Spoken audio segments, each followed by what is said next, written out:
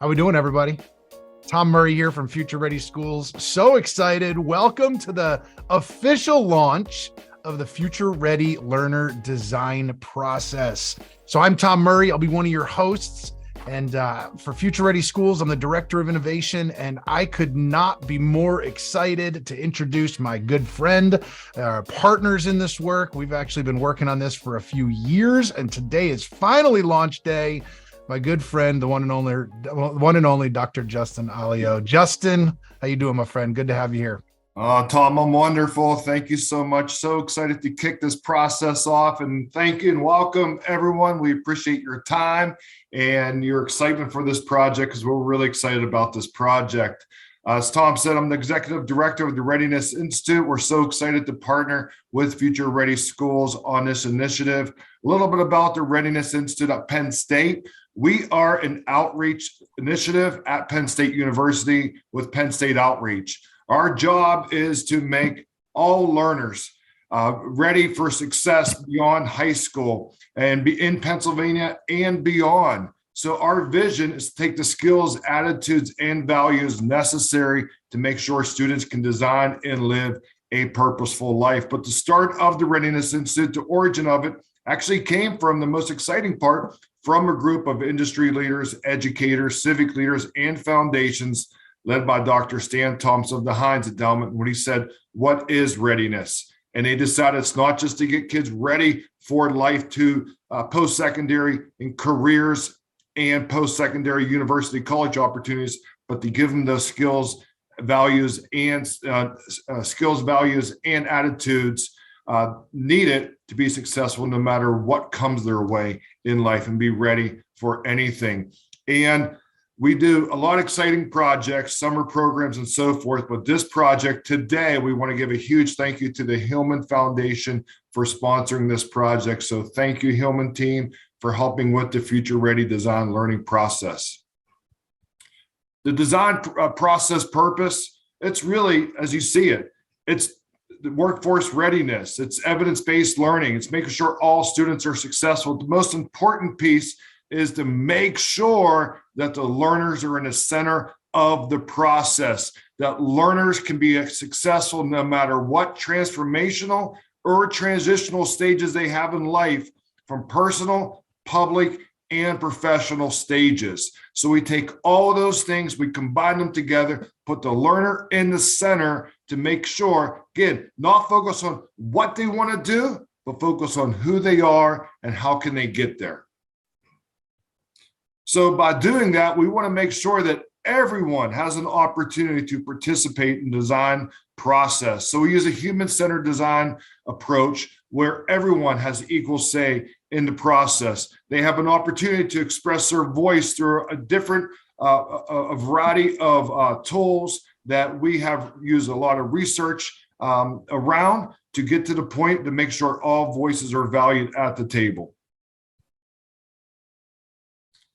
And we want to thank the Readiness Institute for researching and working with us on this by looking at understanding, and making framework, probably the most important phase, looking at what type of programs, what type of research, what type of surveys, what type of people that we want to make sure are part of the table, including all voices, and then to the understanding phase of it. Why are we doing this? Taking a deep dive into the research and really figure out, again, why are we doing this? And then on to the making phase, which I'm excited about, is what separates this process from all the other processes that we have researched. It's finding everything, looking to the making, to understanding, and then creating actionable steps to have really deep, meaningful impact.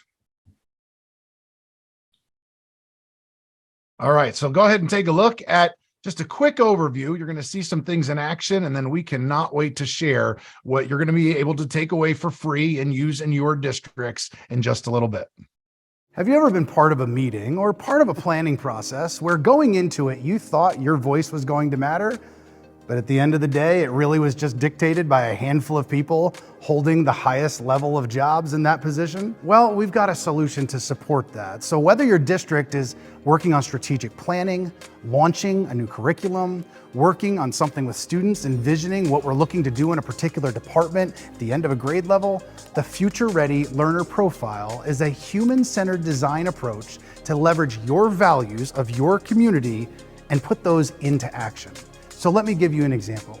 Human-centered design is a three-step approach, from looking to understanding and to ultimately making. So as part of this approach, step one is some radar diagramming. We leverage everybody's voice in our community. Too often, that doesn't happen. And we wonder why people don't buy into initiatives when they're not part of it from the beginning. So pulling people's voices together to get people's values and their ideas based on their unique lens, their experience, to then voting ultimately as a community, a school community or a district-wide community, what is it that we value most? But then taking those values and intersecting them with what we know from research and design of what actually works in schools. And so these intersections create new ideas, new ways of thinking. And so this four-step process for free can be leveraged by districts to support strategic thinking, their newest initiative, or whatever it might be, to have evidence-based ways to leverage all of the voices in our community and do things for students that are completely relevant for today's modern learners. If you're looking for a new tool, check out futureready.org/profile for the Future Ready Learner Profile to support your district in envisioning what's possible.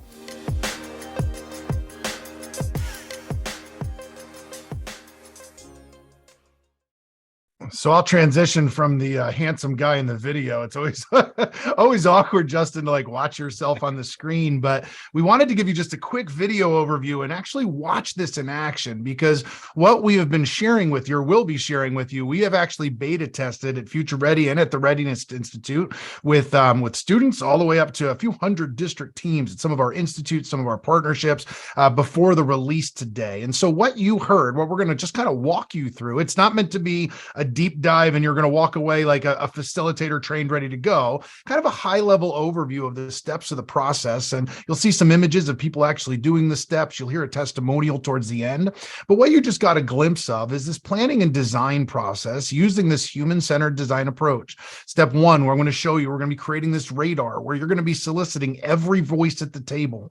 Maybe this is looking at some different examples related to a particular grade level, graduate. We'll get there in a moment, but everybody that's at the table for that, the community values.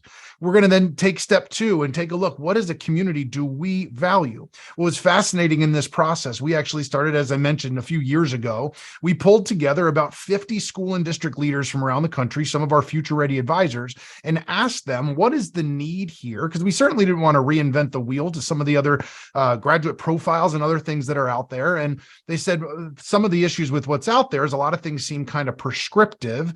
How about developing a process to cultivate the values of a community and then intersect them with what's possible in our schools? And so in step two, it's really looking at the community voice, the community values, and what we share and what we look at. Step three is going to be taking a look at that showcase, and some folks will use that. Some districts are already using that for a profile type figure, some sort of image, those kinds of things, and if they choose to go there. But we're going to also then look with Justin at step four and some of the essentials to action to create actionable steps on what we can actually do in our districts that may be new and different.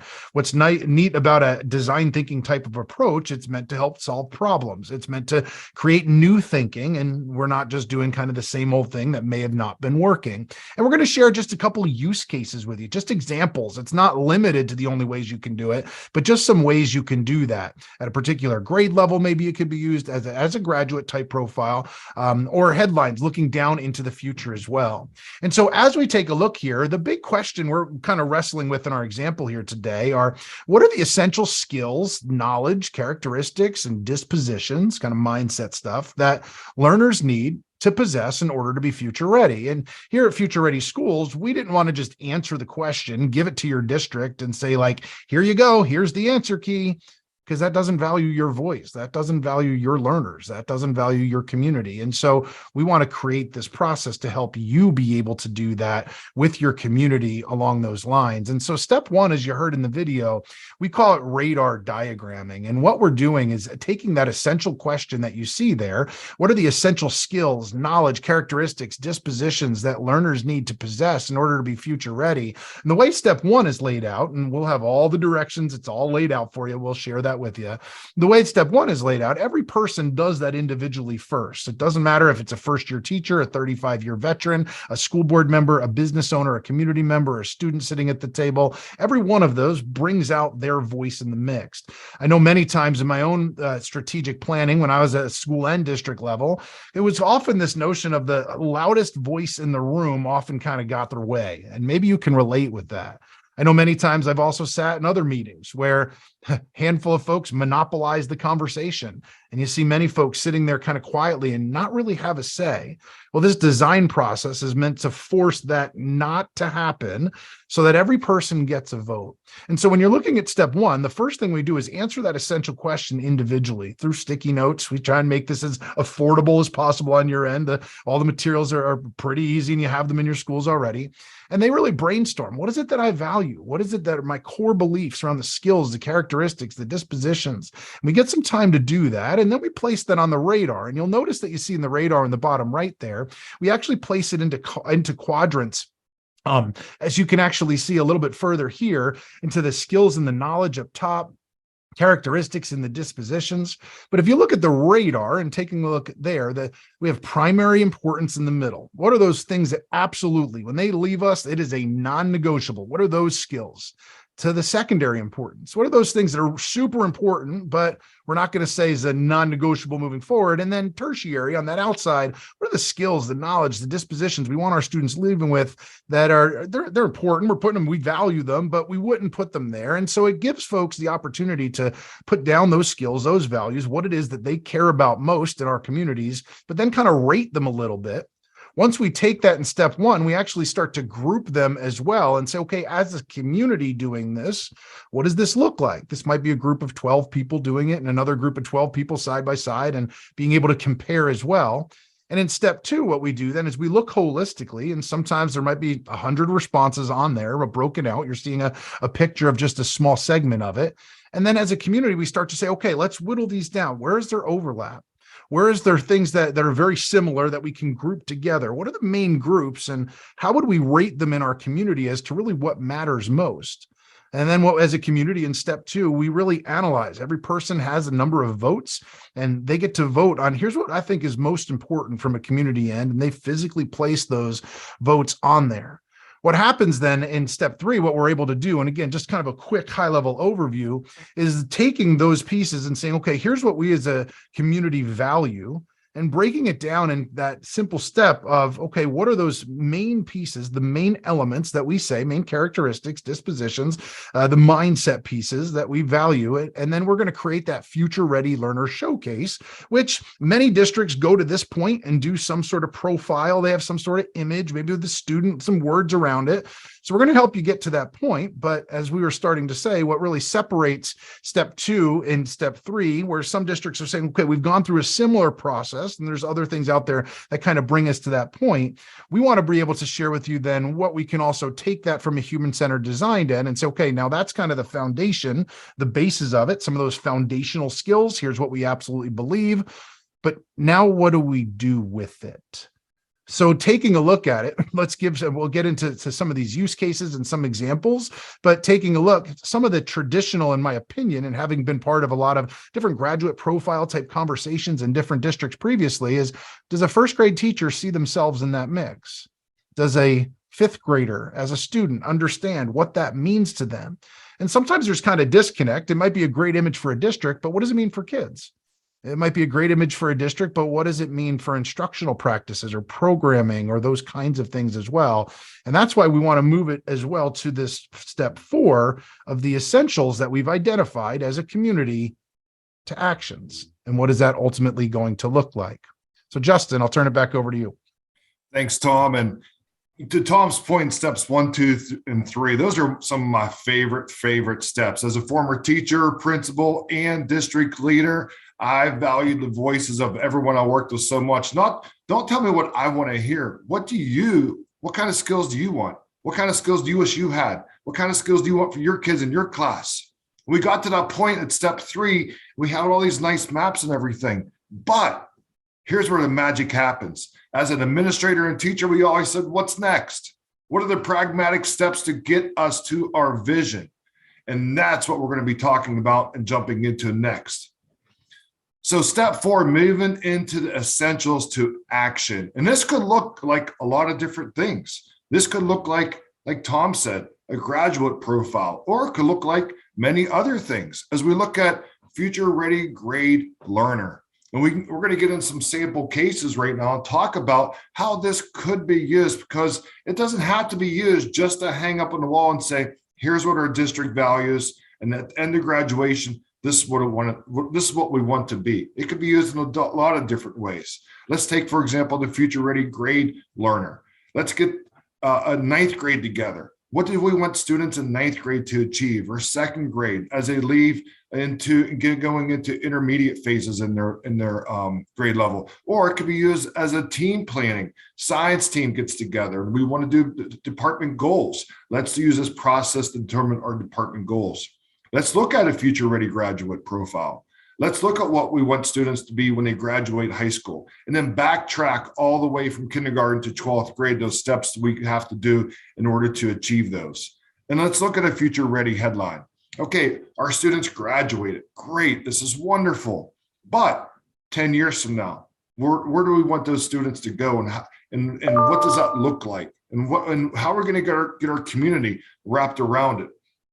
So as we look at these sample cases, here's some rationales and some use cases too. We have an 8th grade team that uses steps 1 through 3, but then they use step 4 to like we talk about, to use that grade level profile so they can help with their action planning and then get down to their personal goals as a grade level and individual teachers in order to meet maybe the district's goal. As we go to step 2, we look at that graduate profile. Again, to Tom's point, this is where a lot of school districts stop, right? They say, our students at blank, blank, this is what we want them to be when they graduate, X, Y, Z. And this is great. We're going to help you get a little bit deeper in it and say, okay, what do learning spaces mean when we talk about this type of graduate when they leave? Or what does this look like when this person leaves school? And we're going to put those together. As we go into sample case number 3, that's when we get to those headlines. This is the exciting part, because we can't predict what the future is going to be like, but we can use these steps in order to help design the future that we envision for our students. So let's take a look at, in step 4, some different actions that we have from a human-centered design model. And so taking the idea of first pulling the community values, we call them those essentials. What do they look like? And maybe we've whittled it down to 5, maybe it's 10, or let's see what that community, and we have recommendations based on that. But we're going to walk you through a handful of the actions that you'll find in the profile in the process to then say, okay, now what? It's easy to put an image on a wall, have a whole bunch of characteristics around it. That's the easy part. But then what do we do about it? What does the programming look like? What are the instructional strategies going to look like? And so the first action, and you'll notice in what the part that Justin had just mentioned in the use case, you might have seen the word, if you see, for instance, the use case there in action 3. Well, you hadn't heard about those actions yet. So now it's how do you take it forward even further in that process through cultivating that community voice. And so the first one we want to share with you that you'll find in the profile that we're releasing is the Future Ready Learner Idea Storm Matrix. And so what we did here, for those of you that have hopped on, I'm assuming you're somewhat familiar with Future Ready Schools, and that's why we allowed Justin to do the introduction earlier. Well, at Future Ready Schools, if you've been involved with us in the past, you've seen our Future Ready framework. Future Ready framework is the evidence-based big bucket areas. We call them gears for transformation. And so as part of this process, we're calling them the Future Ready enablers. And so if you look at the Future Ready framework on the right-hand side, you see the collaborative leadership, inclusive culture on the outside. Then you see our gears. They're the big bucket areas that you work through through redesign, or just each and every day in your school, curriculum instruction and assessment, the teaching and learning side, right? Personalized professional learning, robust infrastructure, budget and resources, community partnerships, data privacy, the use of space and time are big bucket areas of transformation. So knowing that that's a very evidence-based approach to what we're doing in our schools, where do we mix and match the connections of what we curate, as we say, as a community, here's what we value, to then what we know from a research end about what needs to be in place. And so in this action is where we can spend a lot of time. So we'll give you an example of what can be done, and where these intersections occur, it sparks new thinking and new ideas. So this is an example, and we have downloadables for all these things and templates. So this is a Future Ready student profile matrix as an example. So what you're looking at is, let's pretend our district, they identified empathy, leadership, growth mindset, and digital fluency. Let's say those five were five of the characteristics, dispositions. That's what they came up with in kind of those steps 1, 2, and 3.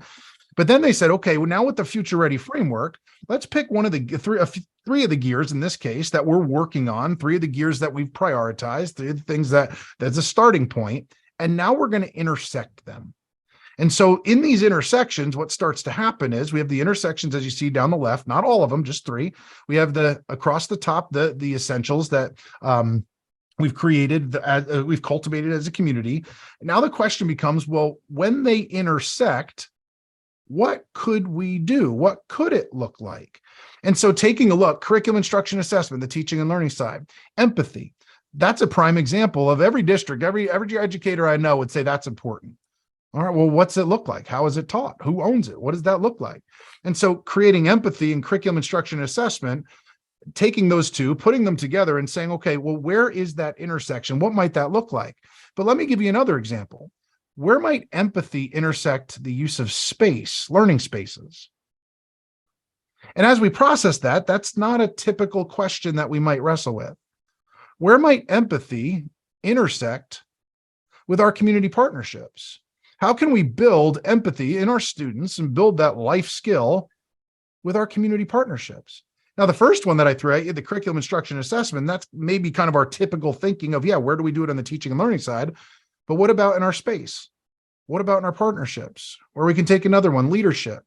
Where in our curriculum instruction and assessment can students grow their leadership skills? What's that look like? What could it look like? What about in our learning spaces, leadership? That's not a normal intersection.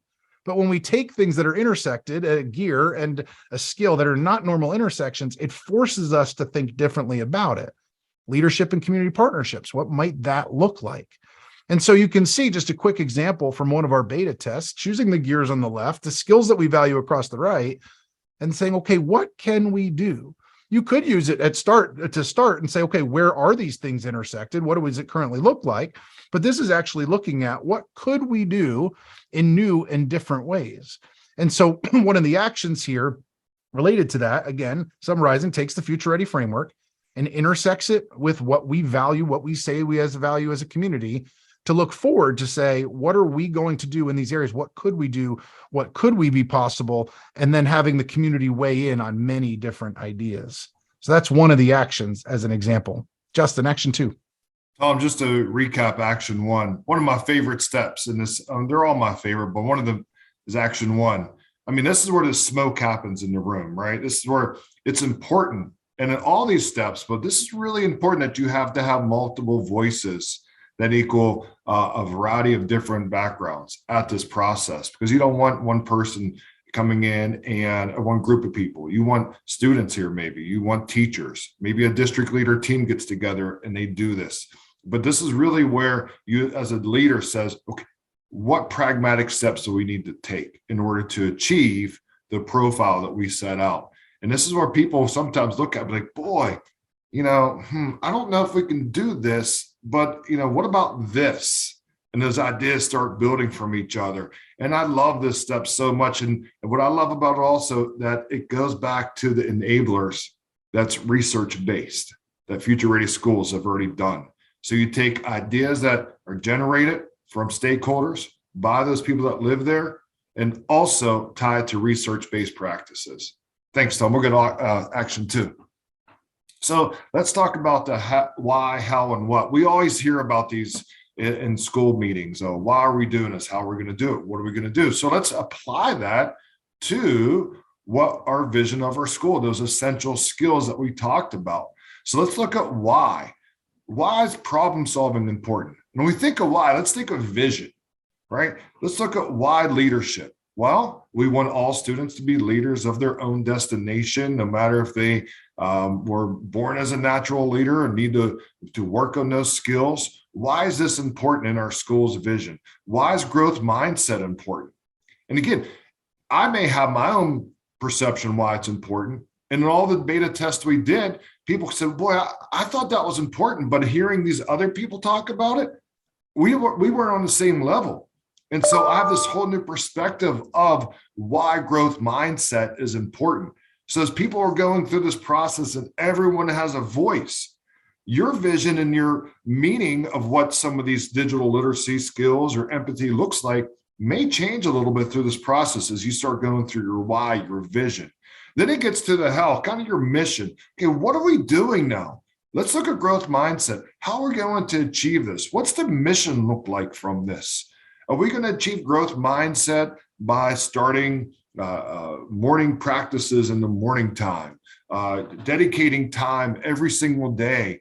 We look at digital literacy. How can we do this? Do we need to involve people? Who are some of the partners we could talk about? And then you're starting to kind of get underneath the hood a little bit with this. And then you start breaking it down more and more until you get to the what. And those are really the actionable, deep down steps that you want to look at.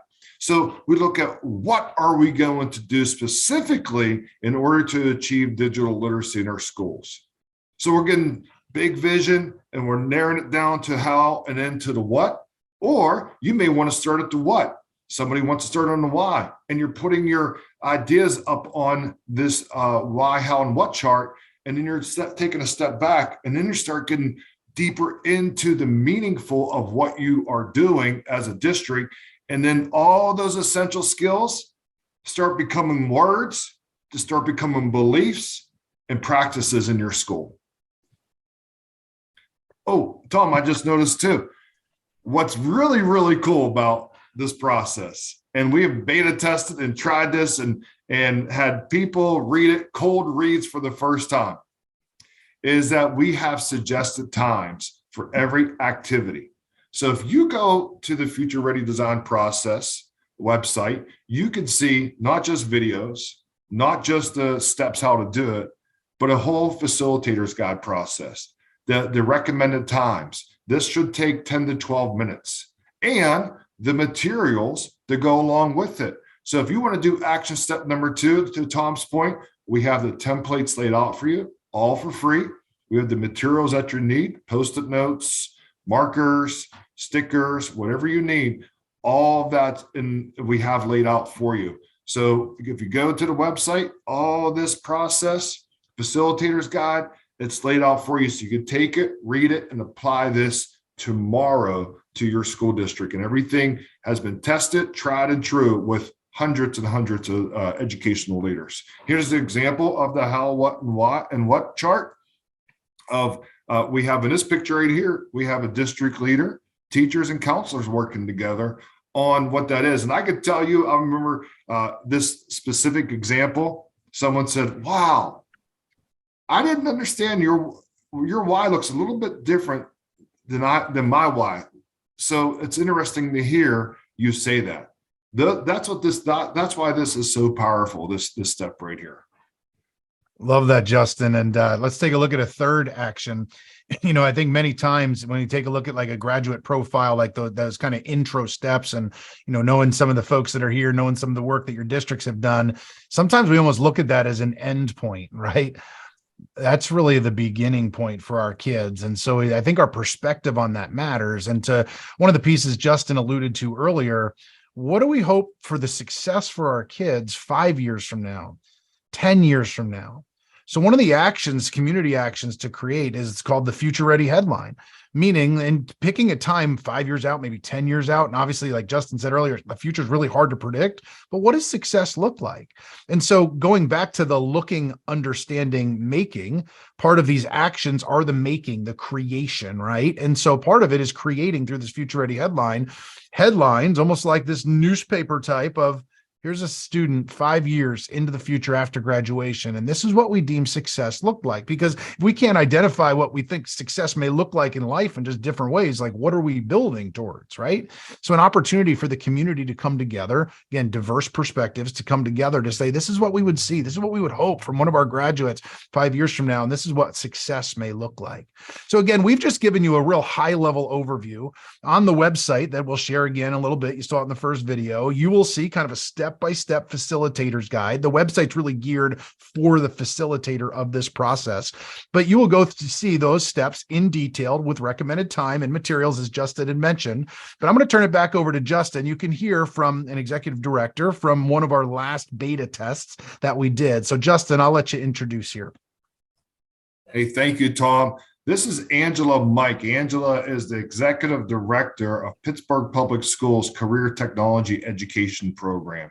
And their team's in the middle of doing their strategic planning process, and we were able to help them, and we will continue to work with them through this process. So they came into this process, and they came in, and they said, we're going to go through this process. We're going to trust the process and see where it leads us. And so this is Angela, again, Executive Director, Pittsburgh Public Schools Career Technology Education Program.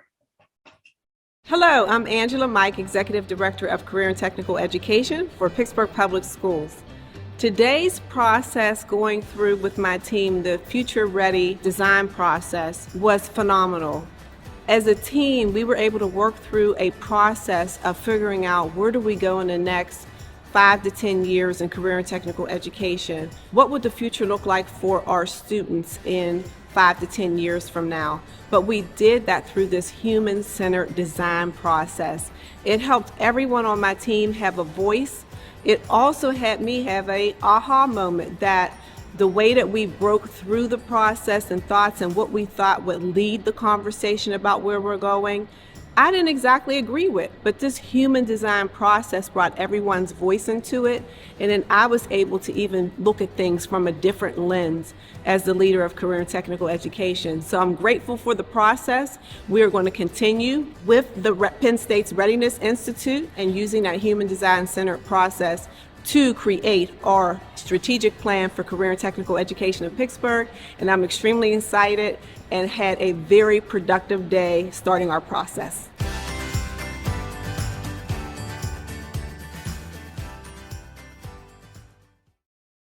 All right. And by the way, you can find these videos. We're going to make this presentation available as this webinar is recorded there, but you can find the videos with many others, interviews with Justin and some others on the Future Ready YouTube channel. If you're not following or subscribed to that, we'd love for you to do that. Each new release you'll get notified on, so you can check those out there as well. So as we wrap up here in the next few minutes, we just want to be real respectful of your time. We will say again, thanks to the Hillman Foundation for providing some initial funding for this, so we can turn it over to you for free to use. And so if you go to futureready.org/profile, you will find on our All for Ed's Future Ready Schools website each one of the steps. You will see that they are there. You can see the image that you see, step 1, step 2, step 3, step 4. Remember, that's really meant to be the facilitator's guide with downloadables and things that you can use with your team. We are so excited about that. I will say finally, before I turn it over to Justin for final words, on behalf of Future Ready Schools, thanks for investing some of your time. We are super excited about today's release. Thank you for the work that you are already doing. Let us help you continue to envision the work that needs to be done moving forward for today's modern learners. We appreciate you all. We really appreciate our partnership with Penn State's Readiness Institute, Justin's leadership. So on behalf of Future Ready Schools, thank you so much. Justin, I'll give you the final word. Thank you, Tom, so much. And everyone, just to know, this is a passion project for us. As Tom said, we were school teachers, principals, leaders, district school leaders, and this is something that we wanted to make to help. And so this is a passion project of ours. So this is for you.